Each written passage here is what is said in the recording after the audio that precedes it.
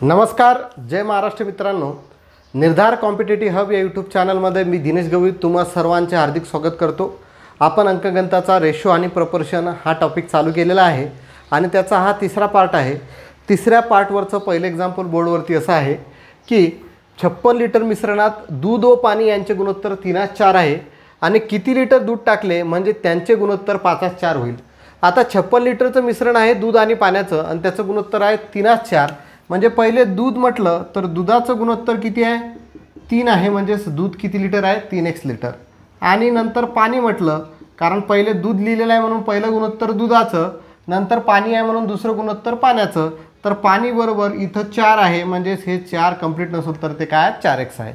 आता यावरून पहिले आपल्याला xची किंमत काढून घ्यावी लागेल.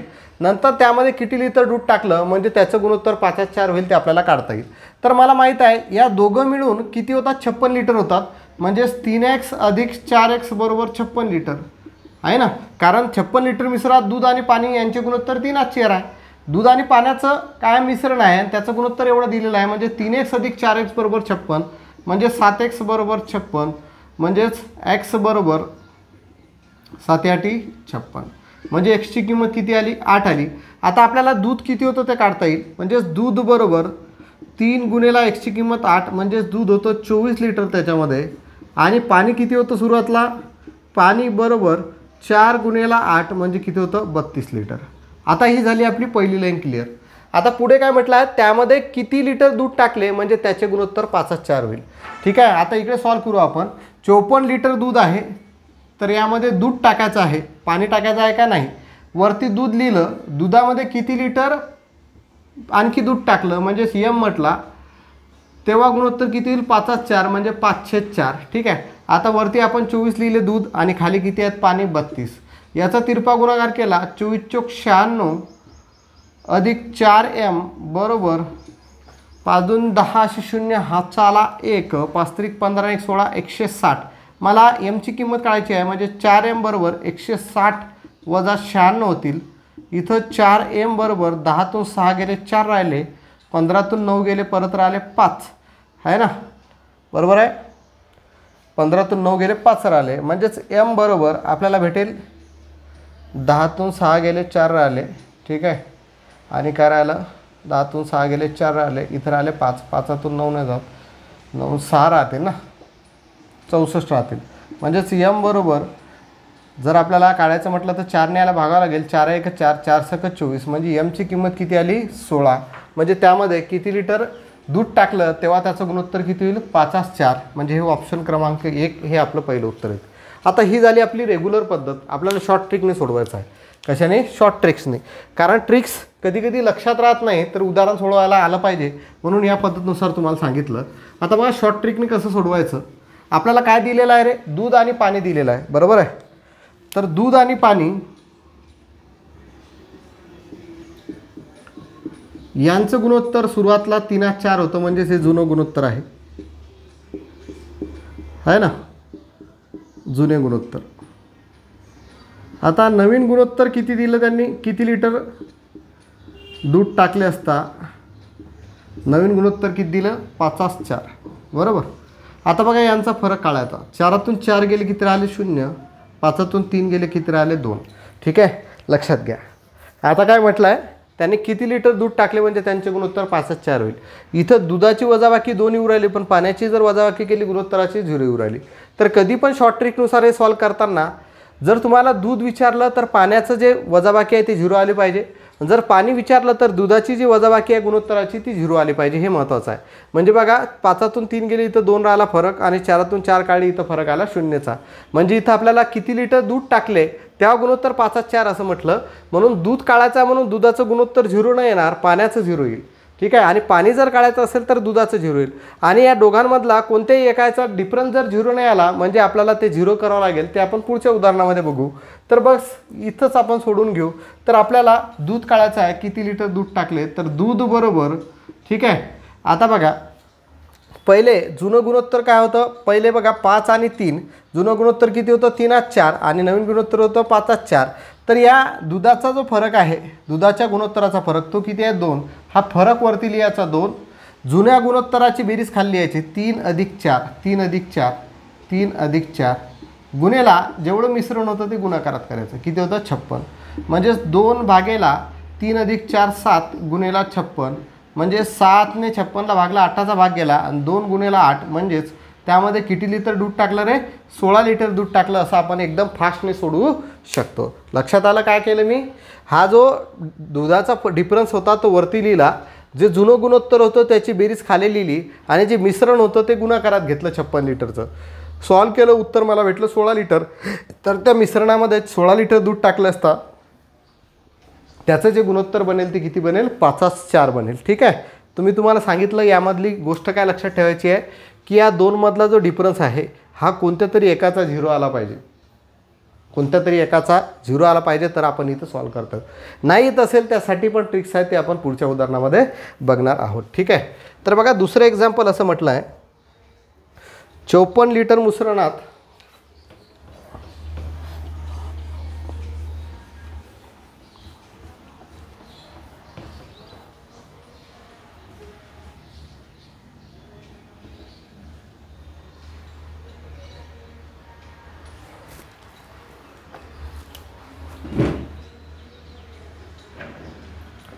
54 लिटर मिश्रणात दूध व पाणी याचे गुणोत्तर 5/4 आहे.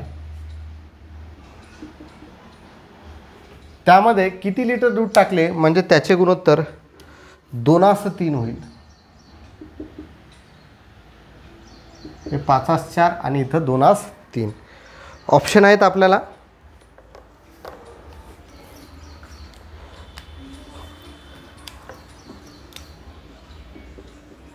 20, 21, 22 आणि चौथा आहे 23. 54 लिटर मिश्रणात दूध व पाणी यांचे गुणोत्तर 5/4 आहे. त्यामध्ये किती लिटर दूध टाकले म्हणजे त्यांचे गुणोत्तर 2/3 होईल. ठीक आहे. शॉर्ट ट्रिकनुसार सोडूया. तर बघा दूध आणि पाणी दिलं आहे. परत दूध आणि पाणी दिलं आहे. जुनं गुणोत्तर किती आहे 5/4. नवीन गुणोत्तर किती आहे 2/3. फरक जर काढला तर 4तून 3 गेले 1 राहिला, 5तून 2 गेले 3 राहिले. दोनपैकी कोणाचा तरी एकाचा फरक 0 येऊ राहिला का नाही येऊ राहिला म्हणजे याला आपल्याला वेगळं करावं लागेल. तर काय करायचं या 5ने या दोन्ही संख्येला गुणायचं आणि या 2ने या दोन्ही संख्येला गुणायचं. लक्षात आलं. या 5ने 2ला गुणलं, 5ने 3ला गुणायचं, 2ने 5ला गुणायचं, 2ने 4ला गुणायचं, नवीन गुणोत्तर पाहायचं. तर दूध आणि पाणी कशासाठी करू राहिला आपण 1 0 यासाठी. बरोबर आहे. आता बघा या 2ने 5ला गुणलं तर झाले 10, 2ने 4ला जर गुणलं तर झाले 8, या 5ने 2ला गुणलं तर झाले 10 आणि या 5ने 3ला गुणलं तर किती झाले 15.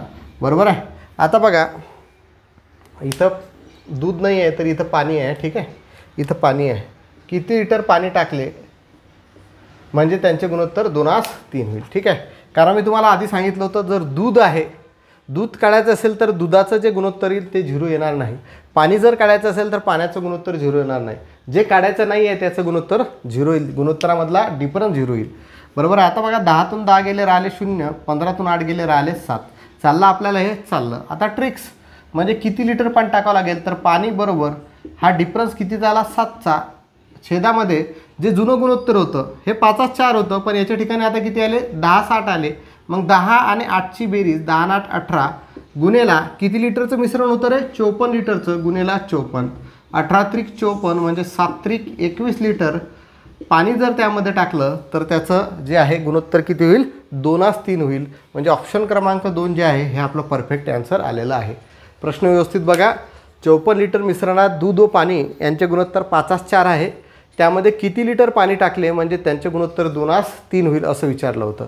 तर आपण फरक पाहिला तर याचा 3चा येऊ राहिला, याचा 1चा येऊ राहिला. आपल्याला दोन्हीपैकी एक फरक 0च आला पाहिजे. पण जर पाणी विचारलं तर पाण्याचा डिफरन्स 0 येणार नाही, दुधाचा येईल. जर दूध विचारलं तर दुधाचा डिफरन्स 0 येणार नाही, पाण्याचा येईल. इथं दोघांचा पण 0च येत नव्हता. मग त्यासाठी डोकं लावलं. या 2ने 5ला गुणलं, 2ने 4ला गुणलं, या 5ने 2ला गुणलं, 5ने 3ला गुणलं तर मला नवीन गुणोत्तर भेटलं 10/60, 10/15. या दोघांमधला फरक आला 0 आणि याच्यामधला फरक आला 7. मग आपण पाणी काढत होतो किती लिटर पाणी टाकलं म्हणून पाणी बरोबर वरती लिहिला फरक 7 आणि जे जुनं गुणोत्तर होतं 10/60 याच्याऐवजी आता हे आलं म्हणून हे घ्यावं लागेल, कारण इथं डिफरन्स 0 येऊ राहिला, इथं नाही येऊ राहिला. मग 10 आणि 8ची बेरीज केली 18, 18ने 54ला गुणलं आणि 7 21 लिटर हे आपल्याला त्याचं उत्तर भेटलेलं आहे. ठीक आहे. तर अशा पद्धतीनुसार आपण हे प्रश्न सॉल्व करू शकतो. ठीक आहे. आता बघा, सेम असाच एक प्रश्न आणखी एक घेऊया.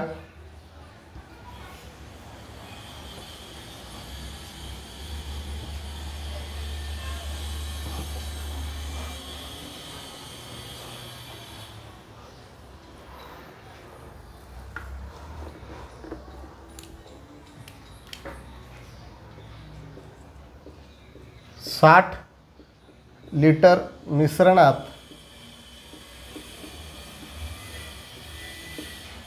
दूध व पाणी यांचे गुणोत्तर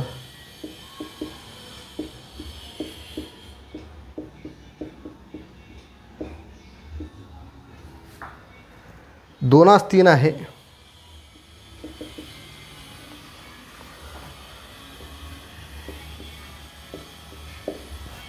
त्यामध्ये किती पाणी टाकलं, त्यामध्ये किती लिटर दूध टाकले, त्यामध्ये किती लिटर दूध टाकले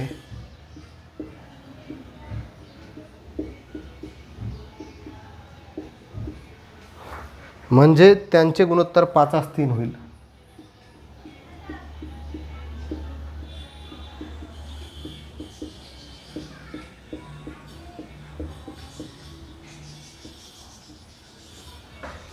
पाचास 3 होईल.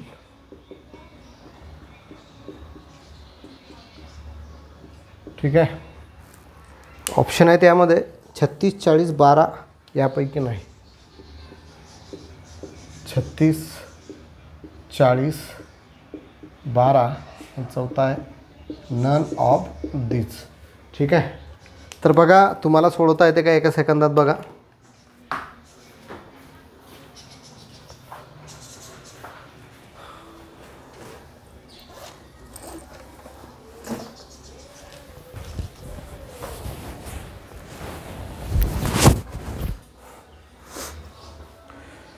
सेम तसंच आहे. आधीचं पहिलं उदाहरण घेतलं त्या पद्धतीनुसार. पहिले घेतलं आपण दूध, नंतर घेतलं पाणी.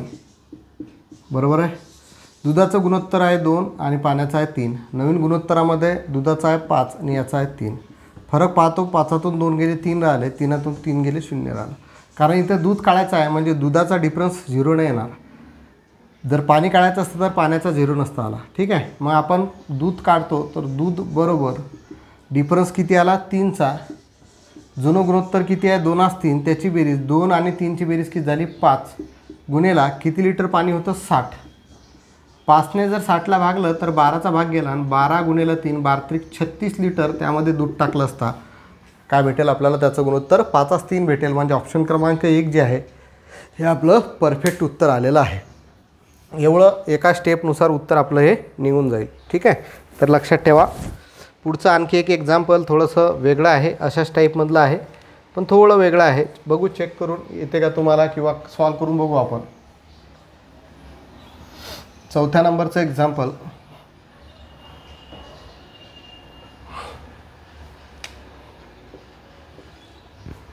$48 लिटर मिश्रणात दूध व पाणी यांचे गुणोत्तर 5:3 आहे. त्यामध्ये किती लिटर पाणी टाकल्यानंतर पाणी टाकले म्हणजे त्याचे गुणोत्तर 3:5 होईल. 3:5 होईल. ऑप्शन आहेत 32, 40, 20, 21. 32, 40, 20 आणि 21 हे 4 ऑप्शन आहेत. बघा, सेम तसाच पद्धतीनुसार दूध आणि पाणी, दूध आणि पाणी. दुधाचं गुणोत्तर किती? 5. पाण्याचं किती आहे? 3. नवीन याच्यामध्ये याचं किती आहे? 3. याचं किती आहे? 5. फरक पाहतो, 5तून 3 गेले 2 राहिले, इथं परत 5तून 3 गेले 2 आले. म्हणजे फरक 0 नाही येऊ राहिला. मग आपल्याला 0 करावं लागेल. तर या 3ने 5ला गुणलं तर 3 5 15 होतील. 3ने 3ला गुणलं तर 3 3 9 होतील. या 5ने 3ला गुणलं तर 5 त्रिक 15 होतील आणि 5ने 5ला गुणलं तर किती होतील 9. ठीक आहे, बरोबर आहे.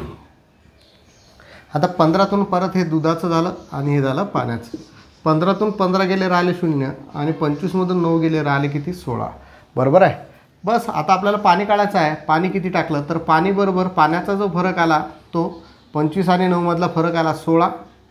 जुनं गुणोत्तराची बेरीज, जुनं गुणोत्तर होतं 15 आणि 9. याच्या ठिकाणी आता हे आलं कारण इथं डिफरन्स 0 येऊ राहिला. 15 आणि 9ची जर बेरीज केली तर किती होतात ते 24 होतात. गुन्हेला गुणोत्तर किती दिलेलं होतं, मिश्रण किती लिटरचं होतं 48चं. मग 24 गुणेला 2 48 म्हणजे 16 गुणेला 2 32 लिटर पाणी जर त्यामध्ये टाकलं तर नवीन गुणोत्तर आपल्याला किती भेटेल 3:5 भेटेल. म्हणजे ऑप्शन क्रमांक 1 जे आहे हे आपलं काय आहे परफेक्ट उत्तर त्यामध्ये आलेलं आहे. ठीक आहे, तर अशा पद्धतीनुसार हे उदाहरणं सोडवा. हे परीक्षेमध्ये आलेले प्रश्न आहेत. ठीक आहे, पुढचा प्रश्न 2 प्रश्न तुम्हाला अशाच टाईपचे एक सोडवायला देतो. 5व्या नंबरचा प्रश्न बघा.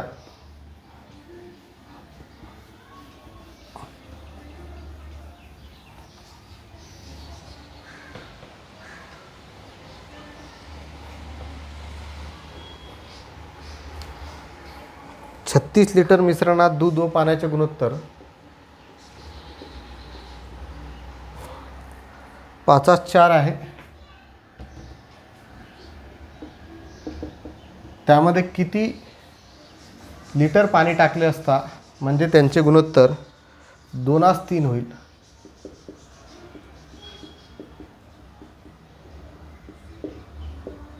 हा प्रश्न सोडवायचा आहे. उत्तर कमेंट बॉक्समध्ये द्यायचं आहे. ऑप्शन आहे 16, 24, 14, 20. ऑप्शन आहे 16, 24, 14 आणि 20. ठीक आहे, पुढचा प्रश्न आहे 64 लिटर मिश्रणात दूध व पाणी याचे गुणोत्तर 64 लिटर मिश्रणात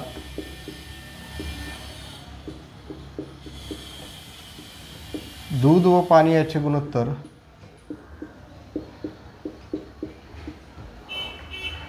याचे गुणोत्तर 3:5 आहे.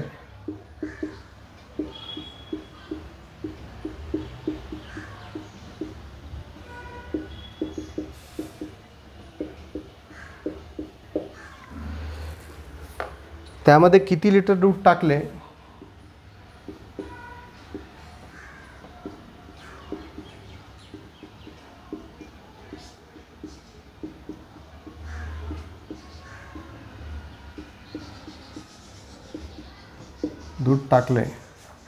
म्हणजे त्यांचे गुणोत्तर 8:5 होईल.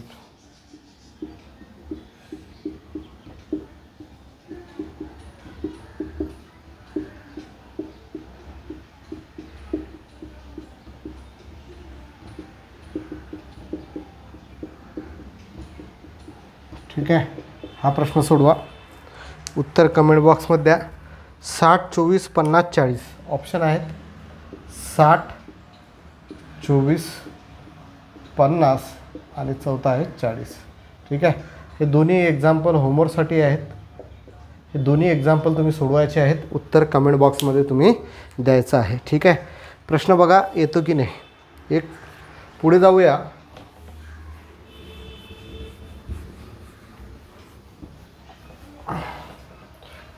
सात नंबरचा प्रश्न बघा.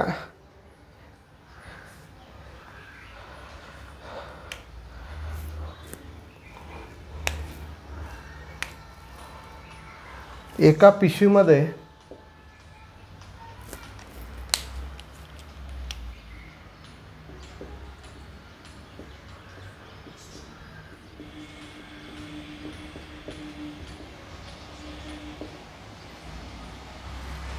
₹1.50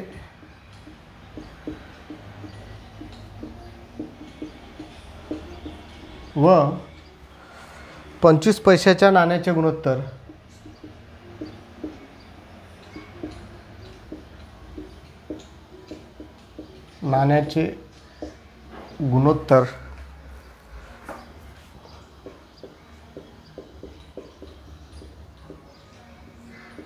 (2:3, 3:4) आहे. जर पिशवीमध्ये एकूण ₹180 असल्यास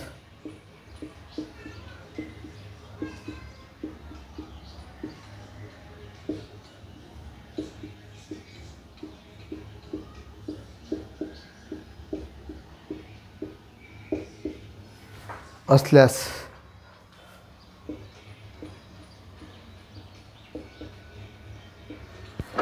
पन्नास पैशाची नाणी किती?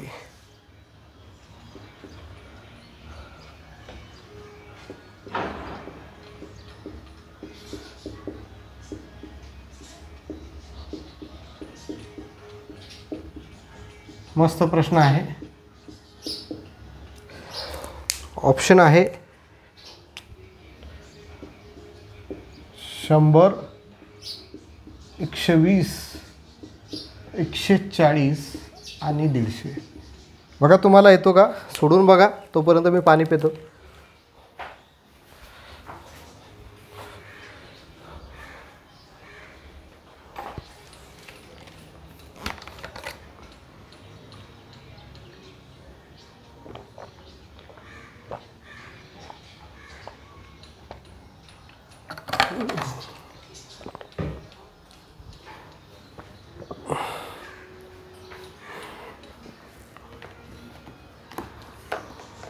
येतो का?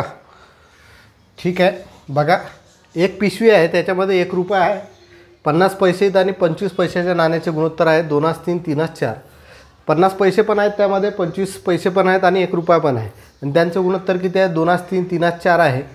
आणि त्या पिशवीमध्ये जेवढे पैसे आहेत ते किती रुपये आहेत? 180 रुपये आहेत. एकदम सोपी आहे. तर 50 पैशाची नाणी किती? तर 50 पैशाची नाणी जर आपल्याला काढायची आहे तर 50 पैशाची नाणी बरोबर, लक्षात घ्या, नाणी बरोबर लक्षात घ्या. आता 1 रुपयाचं पहिलं गुणोत्तर राहील 2, 50 पैशाचं दुसरं गुणोत्तर राहील 3 आणि 25 पैशाचं तिसरं गुणोत्तर राहील 4. बरोबर आहे? तर बघा, इथं पैसे आहेत, इथं पैसे आहेत, पण इथे काय आहेत? रुपये. बरोबर आहे? इथं पण काय आहेत? रुपये. म्हणजे या रुपयाचं रूपांतर कशामध्ये करा? ऑलरेडी पैशामध्ये करा. कारण आपण कोणतंही उदाहरण जर सोडवतो तर त्याचे युनिट म्हणजेच एकक सारखे असणं गरजेचं आहे. मग 1 रुपया म्हणजे किती पैसे रे? 100 पैसे. बरोबर आहे? म्हणजे हे पैशामध्ये कन्वर्ट केले. 180 रुपये म्हणजे त्याच्यावरती फक्त 2 शून्य द्या. 180 वरती 2 शून्य दिले म्हणजे 18,000 पैसे होते. बरोबर आहे? म्हणजे सगळं रुपयाचं रूपांतर आपण काय केलं? पैशामध्ये केलं. आता काढूया आपण 50 पैशाची नाणी. तर बघा, 1 रुपया म्हणजे 100 पैशाचं गुणोत्तर पहिलं आहे म्हणजे 2 आहे, 50 पैशाचं गुणोत्तर दुसरं आहे 3 आहे, 25 पैशाचं गुणोत्तर आहे 4. बरोबर? आपल्याला 50 पैशाची नाणी काढायची म्हणजे 50 पैशाचं गुणोत्तर 3 हे वरती लिहिलं. छेदामध्ये बघा काय करायचं आहे? 1 रुपया म्हणजेच त्याला पैशामध्ये कन्वर्ट केलं तर किती झाले? 100 गुणेला त्याचं गुणोत्तर किती आहे? 2 अधिक 50 पैसे आहेत, पैसे चालतील, गुणेला त्याचं गुणोत्तर किती? 3 अधिक काय राहिलं? 25 पैसे, 25 गुणेला 25 पैशाचं गुणोत्तर 4. हा गुणाकार समजलं? 1 रुपया त्याला पैशामध्ये कन्वर्ट केल्यानंतर 100 पैसे झाले आणि त्याचं गुणोत्तरानं त्याला गुणलं. 50 पैसे त्याचं गुणोत्तरानं त्याला गुणलं. 25 पैसे त्याचं गुणोत्तरानं त्याला गुणलं आणि गुणेला हे 18,000 पैसे. ठीक आहे? लक्षात आलं? आता हे सॉल्व करा, बस उत्तर भेटेल. 3/100 गुणेला 2 200 अधिक 50 गुणेला 3 150 अधिक 25 चौक 100 गुणेला 18,000. ठीक आहे? सरळ सरळ आपल्याला लक्षात येते. 200 1 300 450. 3/450 गुणेला 18,000. बरोबर आहे? हा 0 या 0 सोबत कटला. 3 1 3. ठीक आहे? 3 5 15. आता पुढे 5ने याला भाग जातो, याला पण जातो, किंवा 3ने जर भागलं तर 3 5 परत 15 आणि 3 6 18 हे झाले 600 आणि 5ने 600ला भागलं तर 5 1 5 1 बाकी राहिला, 5 2 10 5 0 0 म्हणजे टोटल 50 पैशाची नाणी किती आहेत? 120 नाणी आहेत. म्हणजे ऑप्शन क्रमांक 2 जे आहे हे आपल्याला परफेक्ट उत्तर त्यामध्ये आपल्याला भेटलेलं आहे. ठीक आहे? तर अशा पद्धतीनुसार जर 25 पैशाची नाणी काढायची असती तर काय केलं असतं रे? 25 पैशाची नाणी काढायची असती तर काय केलं असतं? बस इथं 25 पैसे आले असते आहे ना, आणि इथं वरती आपण जसं 50 पैशाचं गुणोत्तर वरती लिहिलं होतं तर इथं 25 पैशाचं गुणोत्तर लिहिलं असतं 4. म्हणजेच पुढे आपलं हे कॅल्क्युलेशन कसं झालं असतं? हे 4 असे जसे तसे हे 4/450 गुणेला 18,000 आले असते. बरोबर ना? हा 0 या 0 सोबत कटला. सरळ सरळ 5 9 45. ठीक आहे? आणि किंवा 9 5 45 करून टाकू. 9 5 45, 9 2 18 आणि हे 2 0. बरोबर आहे? 200 झाले असते. 5ने 200ला जर भागलं 5 1 20 5 0 0 40 झाले असते. 40 गुणेला 4 म्हणजे 4 चौक 16 किती आली असती? 25 पैशाची नाणी 160 आली असती. तसंच आपल्याला 1 रुपयाची नाणीसुद्धा काढता आली असती, म्हणजे इथं 1 रुपयाचं गुणोत्तर आलं असतं वरती 2, बरोबर आहे. म्हणजे इथं 40 गुणिले 2 झाले असते, म्हणजे 80 नाणी आपल्याला त्यामध्ये भेटली असती. तर 1 रुपयाचं किती येईल तुम्ही अशाच पद्धतीनुसार काढा. आणखी एक प्रश्न अशाच पद्धतीचा तुम्हाला सोडवायला देतो, त्याचं उत्तर तुम्हाला कमेंट बॉक्समध्ये द्यायचं आहे. हा महत्त्वाचा प्रश्न आहे. ठीक आहे, प्रश्न समजला असेल तर येस म्हणजा, नसेल समजला तर नाही म्हणजा, नो म्हणजा कमेंट बॉक्समध्ये. म्हणजे आपल्याला पुढच्या लेक्चरमध्ये अशा टाईपचा प्रश्न परत एकदा रिपीट करता येईल. 8 नंबरचा प्रश्न तुम्ही एक सोडवा. एका पिशवीमध्ये 25 पैसे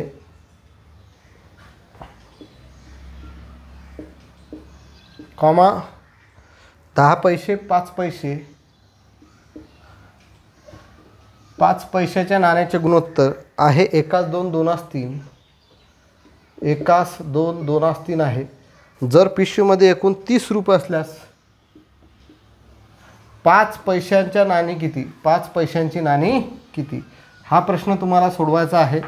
उत्तर तुम्हाला कमेंट बॉक्समध्ये द्यायचं आहे. ठीक आहे, बघा ऑप्शन आहे त्याचे 50 100 150 200. 50 100 150 आणि 200. ठीक आहे, ऑप्शन आहेत 50 100 150 200.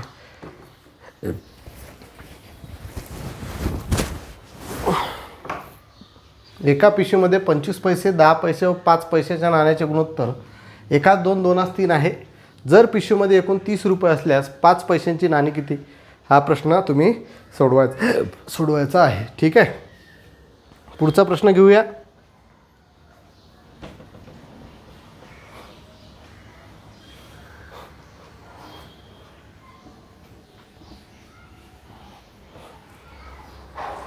एका शाळेतील 20% मुले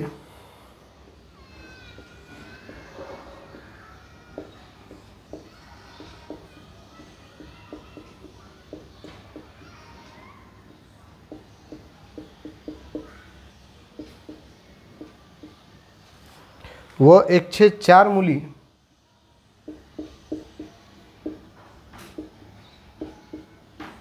यांची संख्या समान आहे.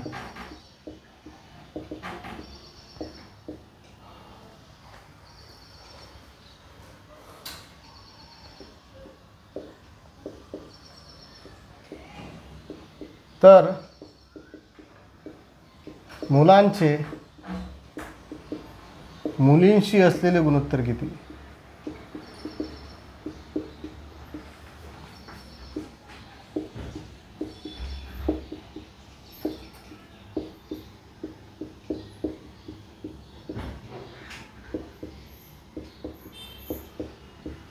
बघा ऑप्शन आहेत 5:4,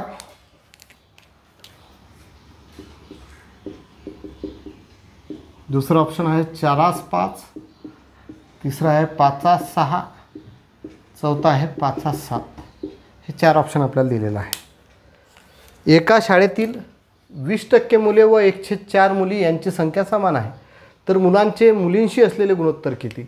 मुलं मला माहीत आहेत का किती आहेत? नाही माहीत, म्हणून मुले म्हणजे मी ॲझ्युम करतो X आहेत आणि मुली मी ॲझ्युम करतो किती आहेत? Y आहेत. ठीक आहे, समजा मुले बरोबर X आणि मुली बरोबर काय? Y. आता बघा त्या शाळेमध्ये 20% मुले, 20% म्हणजे Xचे 20% आहे ना, आणि Yचे 104 मुली यांची संख्या समान आहे, म्हणजेच Yचे 104. टोटल मुली किती आहेत? Y आणि त्याच्यामधले 104 म्हणजे Yचे 104 यांची संख्या समान आहे, म्हणजेच काय? बरोबर. मग Xचे म्हणजे गुणाकारात चिन्ह, 20% म्हणजे 20/100 बरोबर. हे काय होतं रे? Y गुणेला 104. ठीक आहे, आता बघा हा 0 0 कटला, 2×5 10 म्हणजेच X गुणेला 2×1 2 2×5 10 हे 5 इथं बरोबर आहे, आणि Y गुणेला 104. मला काय विचारलं आहे? मुलांचे मुलींशी असलेले गुणोत्तर, म्हणजे Y इकडे जाणार आणि 1/5 तिकडे जाईल. जर पुढे हा X इथं आहे, Y काय गुणाकारात आहे, इकडे जाताना कशामध्ये झाला? भागाकारामध्ये, म्हणजे आलं मुलांचं गुणोत्तर वरती मुलींचं खाली आलं बरोबर. इकडे 104 जसे तसे होते, गुणेला हा 5/1 1/5 तिकडे गेला तर काय होईल? 5/1 बरोबर आहे. हा 1 1 कटला म्हणजे X/Y बरोबर काय येते? 5/4. 5/4 म्हणजेच काय 5/4. तर मुलींशी असलेले गुणोत्तर किती भेटेल 5/4. म्हणजे ऑप्शन क्रमांक 1 जे आहे हे आपलं परफेक्ट उत्तर आलेलं आहे. ठीक आहे, समजलं का, लक्षात आलं प्रश्न काय आहे. एका शाळेतील 20% मुले आणि 1/4 मुली यांची संख्या समान आहे. मग मला त्या शाळेमध्ये किती मुलं आहेत हे माहीत नव्हतं, म्हणून मुले बरोबर x म्हटलं, मुली बरोबर y म्हटलं. मग xचे 20%, कारण मुलांचे 20% मुलं किती आहेत 20%, म्हणजेच टोटल मुलं आहेत x, त्याच्यामधले 20% म्हणून xचे 20%. आणि मुली किती 1/4 मुली, मग मुली टोटल किती आहेत yचे 1/4 म्हणून y गुणिले 1/4 केलं. xचे 20% काढले तर 1/5 भेटतात मला, कारण 0 कटला, 2ने 10ला भागला 5, म्हणजे x गुणिले 1/5 भेटलं. बरोबर इथं y गुणिले 1/4 भेटलं. मला x/y पाहिजे, कारण मुलींशी असलेले गुणोत्तर आहे. इथं जर असतं मुलांशी असलेले गुणोत्तर असतं तर हा x आपल्याला इकडे घ्यावा लागला असता, म्हणजे y/x आलं असतं, म्हणजे 4/5 उत्तर आलं असतं. मग पण मला मुलींशी असलेले गुणोत्तर पाहिजे, म्हणून y इकडे घ्यावा लागेल. हा गुणाकारात इकडे जाताना भागाकारात आला. परत हा 1/5 तिकडे गेला तर हे खाली मुंडकं वर पाय होईल, म्हणजेच 5/1 झालं.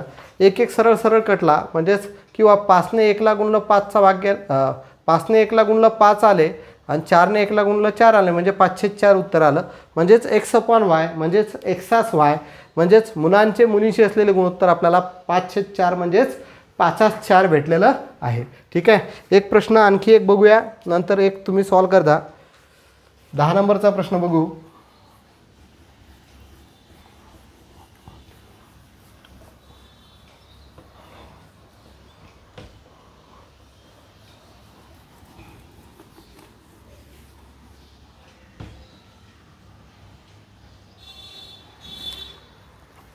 एका शाळेतील 30% मुले व 1/5 मुली यांची संख्या समान आहे. तर मुलींशी असलेले गुणोत्तर सांगा. ऑप्शन आहे 2/3,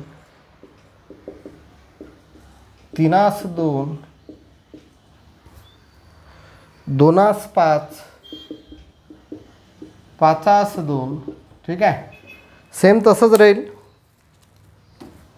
एका शाळेतील 30% मुले व 1/5 मुली यांची संख्या समान आहे.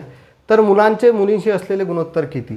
परत मुले बरोबर मला माहीत नाही म्हणून x म्हटलं, मुली बरोबर मला माहीत नाही म्हणून y म्हटलं.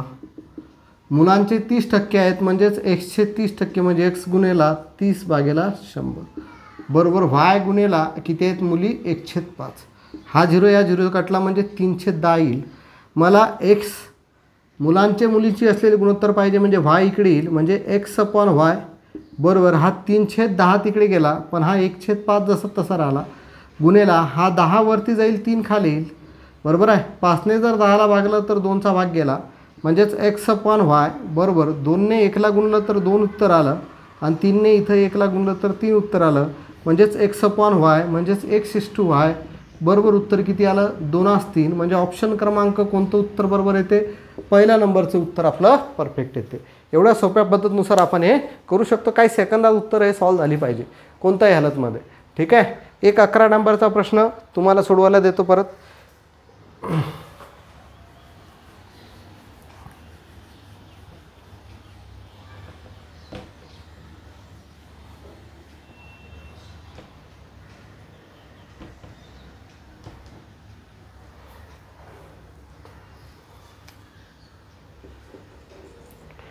एका शाळेतील 40% मुले व 1/2 मुली यांची संख्या समान आहे. तर मुलींशी असलेले गुणोत्तर किती. ऑप्शन आहे 1/2, दुसरा आहे 3/5, तिसरा आहे 5/4, चौथा आहे 4/5. तर हा प्रश्न तुम्ही सोडवायचा आहे आणि याचं उत्तर तुम्ही मला कमेंट बॉक्समध्ये द्यायचं आहे. ठीक आहे, लक्षात आलं काय सांगत आहे. हा प्रश्न आपण सोडवायचा आहे आणि याचं उत्तर तुम्ही मला कमेंट बॉक्समध्ये द्यायचं आहे. ठीक आहे, पुढचा प्रश्न बघूया. सोपे प्रश्न आहेत पुढे 11 आणि 12 नंबरचे.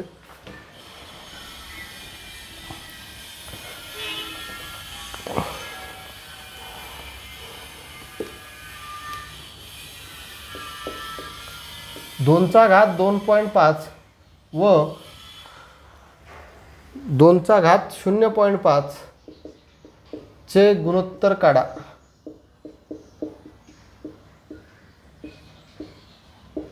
एकदम सोपे प्रश्न आहे. गुणोत्तर म्हणजे काय रे? 2चा घात 2.5 छेदामध्ये 2चा घात 0.5. छेद आहे म्हणजे भागाकार आहे. मग मला घातांकाचा भागाकार करताना नियम माहीत आहे. एचा घात m गुणेला भागेला एचा घात n असेल तर एचा घात m वजा n असं करतो मी.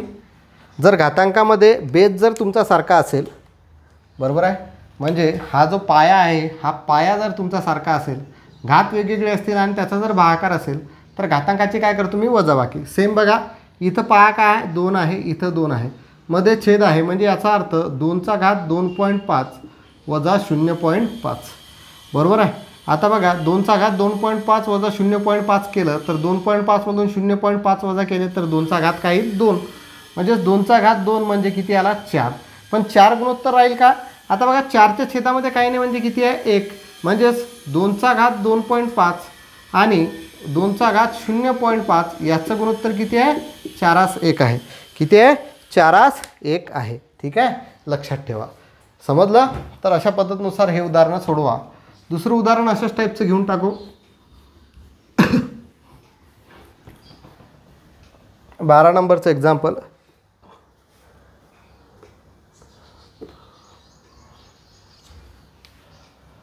दोनचा घात 2.5 व 2चा घात 1.5 याचं गुणोत्तर किती? सेम पद्धत तीच. 2चा घात 2.5 वजा 1.5 होईल, आहे ना, कारण बेस कसे आहेत? सारखे. घातांकाचा काय? भागाकार, म्हणजे घातांकाच्या जे घातांक आहेत त्याची काय येईल? वजाबाकी. म्हणजे याला जर सॉल्व केलं तर 5तून 5 गेले 1 राहिला, 5तून 5 गेले 0 राहिला आणि 2तून 1 गेले 1 राहिलं, म्हणजे 2चा घात 1 आला. 2चा घात 1 म्हणजेच उत्तर किती रे? 2. आता बघा गुणोत्तर आहे म्हणजे त्याच्या छेदामध्ये काही नाही म्हणजेच किती आहे? 1 आहे. म्हणजेच याचं गुणोत्तर किती येईल? 2:1. ठीक आहे, लक्षात येऊ राहिलं का? ठीक आहे. एक 13 नंबरचा तुम्ही सोडवा परत. 13 नंबरचा प्रश्न आहे. 3चा घात 2.5 व 3चा घात 0.5 चे गुणोत्तर काढा. चे गुणोत्तर काढा. हा प्रश्न तुम्ही सोडवा. उत्तर कमेंट बॉक्समध्ये द्यायचं आहे. ठीक आहे.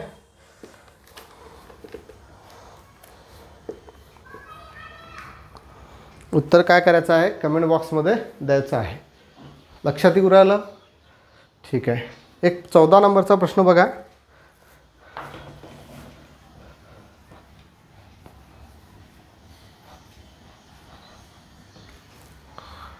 दोन भांड्यात दूध व पाणी यांचे गुणोत्तर 1:2 व 1:3 आहे. 2 भांड्यात दूध व पाणी यांचे गुणोत्तर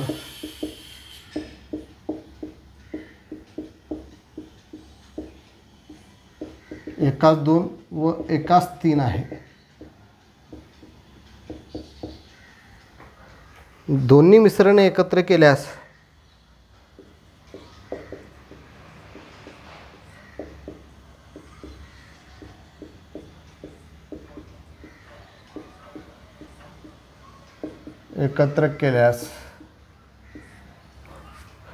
दूध व पाण्याचे मिश्रणातील गुणोत्तर किती? दूध व पाण्याचे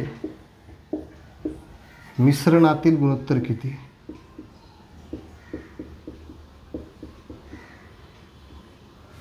गुणोत्तर किती?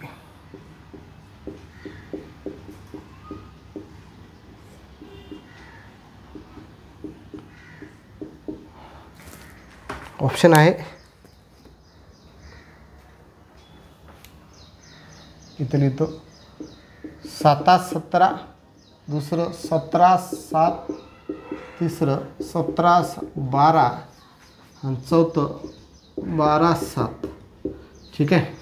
बघा काय विचारलं आहे की 2 भांडे दिलेले आहेत. 2 भांड्यात दूध व पाणी यांचे गुणोत्तर 1:2 व 1:3 आहे. ठीक आहे. म्हणजे बघा दूध आणि पाणी दोन भांडे आहेत आहे ना, हे दोन भांडे, याचं दुधात तर पाणी टाकतात आपल्याला माहीत आहे, तर हे दूध आणि पाणी याचं गुणोत्तर इथं आहे 1:2 आणि इथं किती आहे 1:3 असं त्यांनी म्हटलं आहे. मग हे दोन्ही भांड्यामधलं दूध जे आहे पाणी टाकलेलं त्यालाच मिक्स केलं, तर या दोन्ही भांड्यामधलं दूध आणि पाण्याचं मिक्स केल्यानंतर काय गुणोत्तर बनेल, मिक्स केलं हे सगळं दोन्ही पण, तर काय गुणोत्तर बनेल हे आपल्याला काढायचं सांगितलं. एकदम सोपी प्रश्न आहे. तर बघा पहिल्या भांड्यामध्ये जर विचार केला आपण तर लक्षात घ्या, पहिले दूध येईल आहे ना, पहिले दूध आहे म्हणून पहिले दूध येईल, नंतर काय येईल पाणी, कारण दूध आणि पाणी असं विचारलं त्यांनी, बरोबर आहे. आता पहिल्या भांड्यात दुधाचं गुणोत्तर किती आहे 1 म्हणून इथे लिहिला 1 छेदामध्ये या पहिल्या भांड्याच्या जे दूध आणि पाणी आहे याचं गुणोत्तराची बेरीज म्हणजे 1+2. ठीक आहे, इथे लिहितो 1+2. ठीक आहे. पुढे बघा दुसरं भांडं जे आहे अधिक, दुसऱ्या भांड्यामध्ये दुधाचं गुणोत्तर किती आहे 1 छेदामध्ये या दोघांची बेरीज 1+3 इथे लिहिली.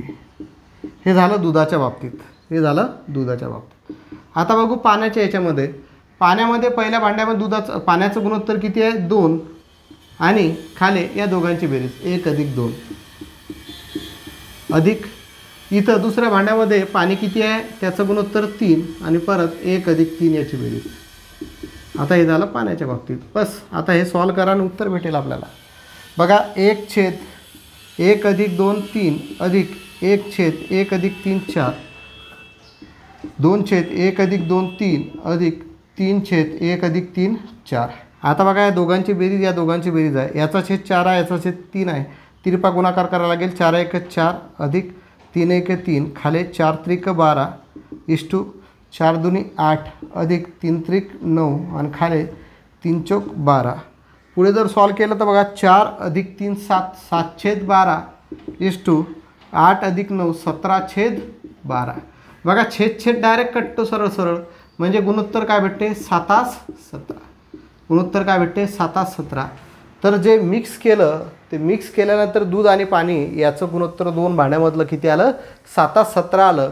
म्हणजे ऑप्शन क्रमांक 1 जे आहे हे आपल्याला परफेक्ट उत्तर त्याचं भेटलेलं आहे. ठीक आहे, खूप सोपं कॅल्क्युलेशन आहे. ठीक आहे, इथं बघा 4 आणि 3 7 7/12 8 अधिक 9 17 17/12 डायरेक्ट खाली छेद सारखा होता म्हणजे 12 डायरेक्ट कटले म्हणजे उत्तर आलं 7:17. ठीक आहे, एक प्रश्न अजून घेऊन टाकू असा 2:3 आणि 2:5 आहे. सेम प्रश्न असाच आहे.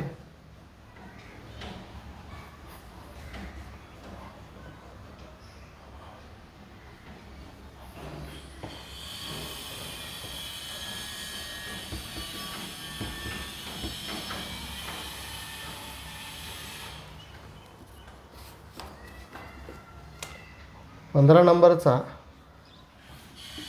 2:3 आणि 2:5 आहे. दोन्ही मिश्रणे एकत्र केल्यास दूध व पाण्याचे गुणोत्तर किती. पहिला ऑप्शन आहे 12:28. दुसरा ऑप्शन आहे 12:13. तिसरा ऑप्शन आहे 12:23. चौथा ऑप्शन आहे नन ऑफ दीज, यापैकी नाही. ठीक आहे, करता येईल का करू बघा. थोडंसं डोकं लावा. डोकं काही नाही, आताच सांगितलं तुम्हाला, डोकं लावायची गरज नाही, फटाफट कॅल्क्युलेशन करायचं आहे फक्त. बघा दोन भांड्यात दूध व पाणी यांचे गुणोत्तर 2:3 व 2:5 आहे. दोन्ही मिश्रण एकत्र केल्यास दूध व पाण्याचे मिश्रणातील गुणोत्तर किती. पहिले दूध घ्यावं लागेल, याच्यामध्ये किती आहे 2 आहे, छेदामध्ये 2 आणि 3ची बेरीज केली 5 अधिक याच्यामध्ये दूध किती आहे परत 2 आहे, 2 आणि 5ची बेरीज केली 7. हे झालं दुधाच्या बाबतीत. आता पाणी इथं किती आहे 3 परत 2 आणि 3ची बेरीज केली 5, इथं आहे 5 2 आणि 5ची बेरीज केली 7. हे झालं पाण्याच्या बाबतीत. बस याला सॉल्व करा. 7×2 14 अधिक 5×2 10 5×7 35 इष्टू 7×3 21 अधिक 5×5 25 अधिक 5×7 35. ठीक आहे, झालं. हे खाली 35 तर डायरेक्ट कटले. 14 आणि 10 किती झाले 24 इष्टू 25 आणि 21 किती झाले 46. 24 पण 24 आणि 46 याचं गुणोत्तर याला संक्षिप्त रूप जाते, 2 भाग जातो. बे1 बे 2 4 2 4 3 6 म्हणजे उत्तर येईल 12:23. 12:23 म्हणजे ऑप्शन क्रमांक 3 जे आहे हे आपलं परफेक्ट उत्तर आलेलं आहे. दिसत होतं का सर्वांना. ठीक आहे, 24 आणि 46ला हे काय आलं होतं, 24×46 आले होते, बरोबर आहे. आता 24 आणि 46ला 2ने भाग जातो. बे क बे, बेदुनी 4, बेदून 4, बेत्रिक 6, म्हणजे 12×6 23. हे उत्तर आपल्याला भेटलं. म्हणजे ऑप्शन क्रमांक 3 जे आहे हे आपल्याला परफेक्ट उत्तर त्याचं भेटलेलं आहे. ठीक आहे. तर आजच्या या व्हिडिओमध्ये इथंच थांबूया. आज आपण बरेचसे एक्झाम्पल 15 एक्झाम्पल जवळपास घेतले आहे. त्यामधले काही एक्झाम्पल तुम्हाला सॉल्व करण्यासाठी आहेत. तुम्ही सोडूच राहिले. कमेंटमध्ये मी पाहत असतो की बऱ्यापैकी विद्यार्थी जे आहेत प्रश्न सोडवत आहेत, कमेंटमध्ये त्याचं उत्तर टाकत आहे. धन्यवाद आहे तुमचा. तर यानंतर आणखी 2 लेक्चर याचे राहतील. पुढचं एक लेक्चर राहील आणि त्यानंतर शेवटचं जे लेक्चर राहील 5वं, त्यामध्ये आपण प्रिव्हियस इयर क्वेश्चन पेपर, यामध्ये पण बरेचसे प्रश्न जे घेतलेले आहेत ते प्रिव्हियस इयर क्वेश्चन पेपरमधले आहेत. पण त्यामध्ये फक्त डायरेक्ट सर्व जे प्रश्न आपण घेऊ 5व्या लेक्चरमध्ये ते सर्व डायरेक्ट प्रिव्हियस इयर क्वेश्चन पेपरमधले गुणोत्तर आणि प्रमाणाचे असलेले लेक्चर राहतील. तर आजच्या लेक्चरमध्ये इथेच थांबतो. धन्यवाद. जय महाराष्ट्र.